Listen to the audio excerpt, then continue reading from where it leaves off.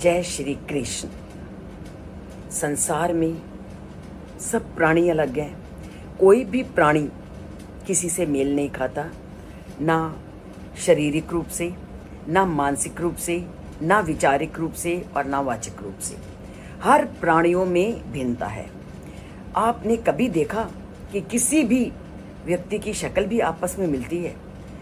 शक्ल तो मिलती ही नहीं, उनके मन, वचन और वाचिक ये क्रियाएं भी आपस में नहीं मिलती।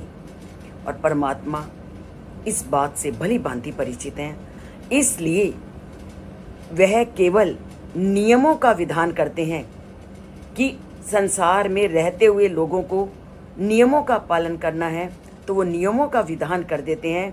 आगे वो व्यक्ति को स्वतंत्र छोड़ देते हैं कि मैंने तुम्हें रास्ता दिखा दिया, अब इन नियमों का पालन करना या इनके प्रतिकूल चलना या कुछ पालन करना और कुछ ना करना अब मैंने तुम्हें छोड़ दिया है। तुम अपने जीवन का कैसे सुधार करना चाहते हो, अपने जीवन को कैसे चलाना चाहते हो, आप उन नियमों को उसी के अनुसार अपने जीवन में ढालिए। और जो जैसा कर्म करेगा वैसा फल देगा भगवान। उन्होंने कहीं नहीं किसी को बाधित किया कि तुम इन नियमों का पालन करो। नियमों का पालन करने के लिए उन्होंने, परमात्मा ने हर व्यक्ति को पूरी तरह से स्वतंत्र किया है। और मैं बार बार कहती हूँ कि आप इसको ऊंचे रूप में ना देख करके आप एक घर में भी देख लीजिए, या विद्यालय में जब अध्यापक पढ़ा रहा होता है उस परिप्रेक्ष्य में भी देख लीजिए। घर में जब बच्चे पैदा होते हैं तो सभी बच्चों को माता पिता एक प्रकार की सीख देते हैं, अच्छा बनो, अच्छा पढ़ो, अपनी जिंदगी को बनाओ। पर क्या सभी बच्चे अपनी माता पिता के द्वारा दी गई इस सीख को उन्हीं के अनुसार अपने जीवन में ढालते हैं? इसका उत्तर आपको अपने मन में खोजोगे तो अपने आप ही मिलेगा कि व्यक्ति अपनी बुद्धि के अनुसार उसका अनुसरण करता है। ठीक उसी तरह से एक अध्यापक अपनी कक्षा में पढ़ाने वाले 40-50 छात्रों को एक जैसी सीख देता है, एक जैसा पढ़ाता है। उसमें से जो उस सीख को धारण कर लेते हैं उनका जन्म कैसे होता है, और जो सीख को धारण नहीं करते वो कैसा जीवन व्यतीत करते हैं, ये सभी लोग जानते हैं। उसी तरह श्री कृष्ण कदम कदम पर लोगों को बताते हैं, तुम्हें ऐसा भोजन खाना चाहिए, ऐसा भोजन छोड़ना चाहिए, ऐसा तप करना चाहिए, और ऐसा तप करने से आपको कौन से गुण की प्राप्ति होगी और ऐसा करने पर कौन सी।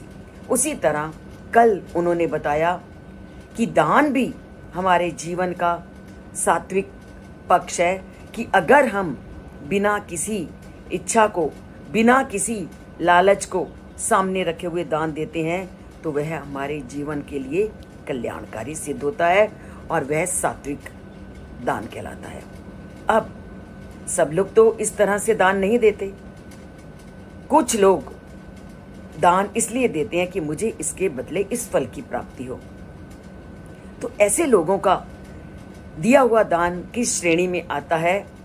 वो श्री कृष्ण कहते हैं, यत तु प्रत्युपकारार्थम फलम उद्देश्य वा पुनः दीयते च परिक्लिष्टम तद दानम राजसम स्मृतम। अब हमारे जैसे लोग भी हैं संसार में, दान भी करते हैं, तो परमात्मा मेरी इस इच्छा को पूर्ण करना तो मैं ये लंगर करूंगा, परमात्मा मेरी इस इच्छा को पूर्ण करना तो मैं गरीबों को भोजन खिलाऊंगा, या मैं तुम्हारे मंदिर में आऊंगा, या मैं इतना चढ़ावा चढ़ाऊंगा। ये हमने क्या रखा? एक फल को अपने सामने रखा। चाहे मैं हूं, चाहे आप हो, हम फल को सामने रखकर अगर हम किसी की सहायता भी करते हैं या किसी को कुछ खिलाते भी हैं या भंडारा भी करते हैं, तो हमारे सामने हमारा ये होता है कि मेरी इस कामना की तुमने पूर्ति की तो मैं ये काम कर रहा हूं। तो ऐसा क्या बोला उन्होंने? यत प्रत्युपकारार्थम, कि जब फल को प्राप्त करने की अपेक्षा से दीयते चा, जो दान दिया जाता है, तो वो रजोगुणी दान होता है। जब हमने फल को सामने रखा कि मेरी ये मनोकामना पूर्ण नहीं होगी या परमात्मा मेरे इस काम को सफल बना देगा, तो मैं ये दान दूंगा, मैं गरीबों को भोजन खिलवाऊंगा, मैं पंडितों को की पूजा करवाऊंगी, या मैं पंडितों को दान दूंगा, या मैं अनाथालय में जाकर दान दूंगा। जैसा लक्ष्य करके हमने काम किया तो वो रजोगुणी दान कहलाएगा।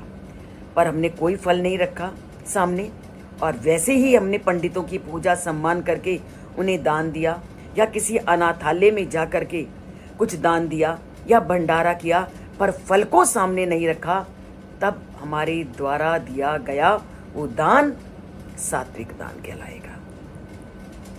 तो बिना फल के जब हमने कार्य करना है या दान देना है तो वो क्या कहलाएगा?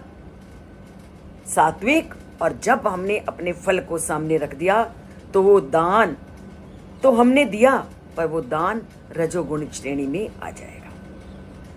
इसके साथ इस दान के लिए श्री कृष्ण ने एक और शब्द प्रयोग किया, दीयते च परिक्लिष्टम। हमने पहले तो ध्यान दे दिया, एक तो उन्होंने कहा कि हमने श्रेष्ठतम भाव से दान देना है, दान दे दिया। और दूसरा श्रेष्ठ भाव ये है कि जो दान देना है वो बड़ी प्रसन्नता पूर्वक देना है। कई बार एक तो हमने देना है श्रेष्ठता का भाव रखकर, दूसरा हमने दान देते समय क्या भाव रखना है? प्रसन्नता का भाव रखकर। और तीसरा श्रेष्ठ भाव हमने ये रखना है कि संकुचित भाव से दान जो देना, अर्थात दान देकर पश्चाताप करना कि मैंने इतना क्यों दे दिया,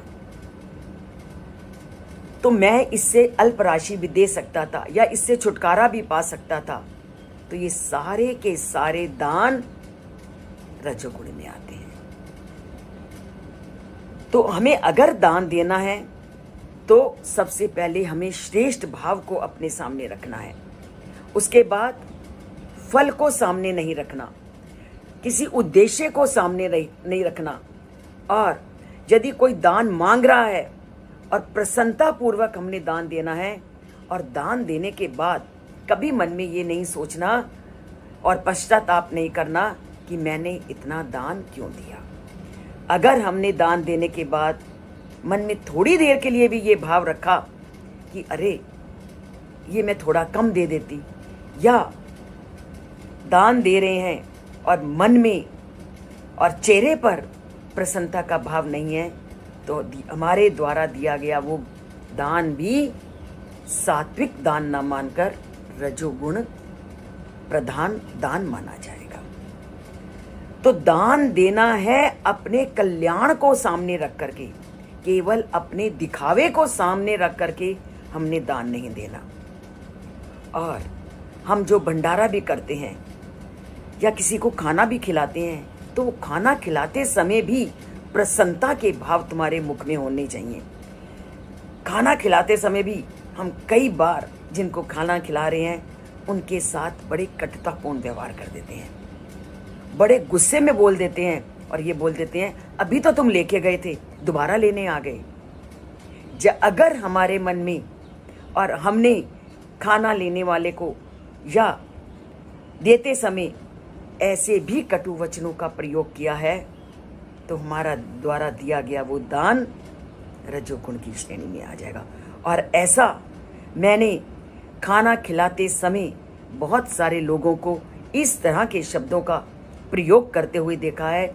इसलिए मैं प्रतिदिन लोगों को सचेत करती हूँ कि दान कर रहे हो तो दान करते समय प्रसन्नता का भाव अपने मुख में रखो, और दान देने के बाद परिक्लिष्टम दीयते च परिक्लिष्टम, और जो तुम दुखी होकर के देते हो तो तुम्हारे द्वारा दिया गया वो दान रजोगुण की श्रेणी में आएगा, सत्व गुण की श्रेणी में नहीं। दान जरूर देना है, और दान देने के लिए आपने हर रोज कुछ ना कुछ हिस्सा, वैसे तो परमात्मा यही कहते हैं कि जितनी तुम्हारी आयु है उसका 10वां हिस्सा जरूर जीवन में अगर आए हो तो दान करो। तो आगे तो हमारी इच्छा पर है हम कितना करते हैं, पर वो हिस्सा देने के साथ साथ उन्होंने कुछ बातें रखी हैं कि जब आप दान दे रहे हो, श्रेष्ठता का भाव अपने सामने रखना है, प्रसन्नता पूर्वक दान देना है और संकुचित भावना को मन में नहीं लाना। दान देने के बाद कभी सोचना नहीं कि मैं थोड़ा कम दे देता। तो इन प्रतिदिन विचारों को हम तभी जानते हैं जब परमात्मा के उपदेशों को पढ़ते हैं, समझते हैं और सुनते हैं। तो सुनने के लिए आपको उस परम पिता परमात्मा के इस चैनल से जुड़ना होगा। लाइक नहीं किया तो लाइक कीजिए, और अगर सब्सक्राइब नहीं किया तो सब्सक्राइब का बटन ज़रूर दबाइए।